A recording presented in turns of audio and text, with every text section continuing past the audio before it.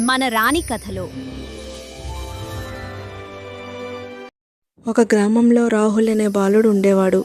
అతను ఎప్పుడూ తన సమస్యల గురించి బాధపడుతూనే ఉండేవాడు.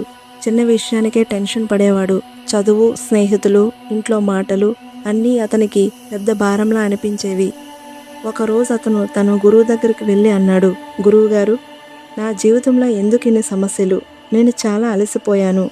గురువు చిరునవ్వుతో ఒక గ్లాస్ నీళ్ళు తీసుకొని అందులో ఒక గుప్పెడు ఉప్పు వేసి కలిపాడు. ఇది తాగు అన్నాడు. రాహుల్ కొంచెం తాగ్గానే ముఖం ముడుచుకున్నాడు. చాలా ఉప్పుగా ఉంది అన్నాడు.